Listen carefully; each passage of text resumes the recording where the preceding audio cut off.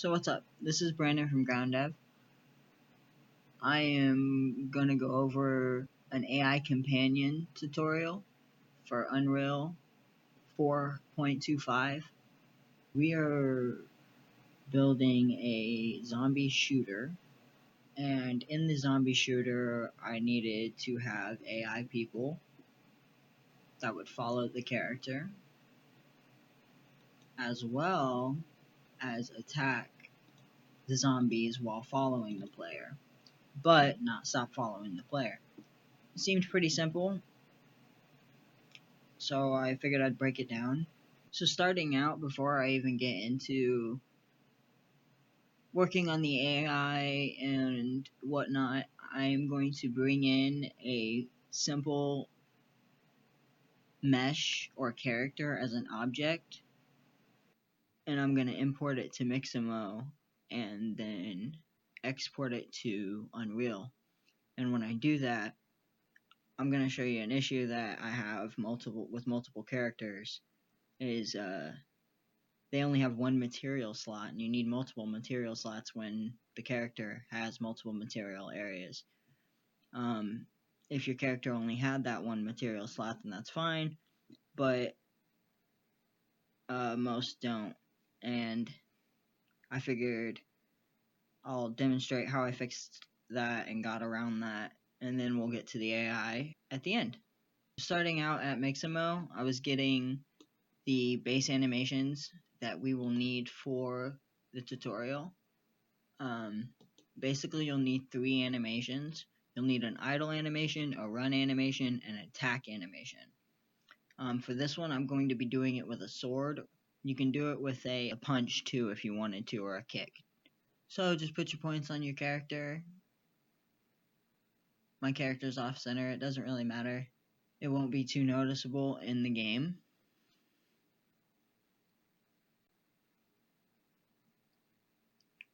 But really quickly, before we even get into all that, I'm going to show you the error with the material. So we imported them in, and we can see that they only have one material slot.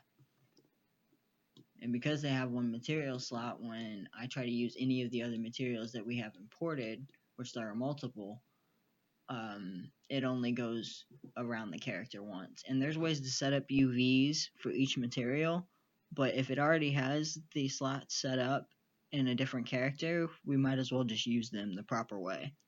So I'm going to demonstrate going through that and then how we can fix that. So I brought it into Blender. We imported it. It's an OBJ. We import OBJ. Also, while we're here, when you import it into Unreal from Blender, it will be really big. And I'll show you how to get the scale size a little bit later in the video. You can also scale it down in Blender on the export. It's right under transform, off to the right.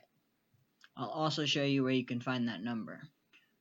So we import it from Unreal, and now we have our material slots. One thing, when you're in Blender, before you export, delete the Blender cube.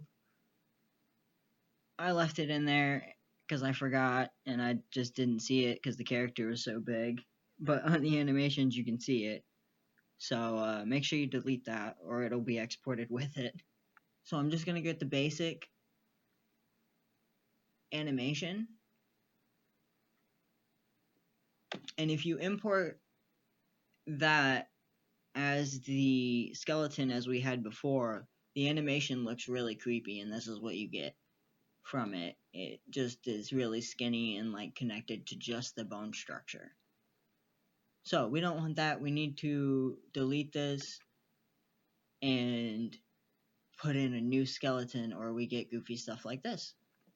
So when we're importing our character, there's also a import scale.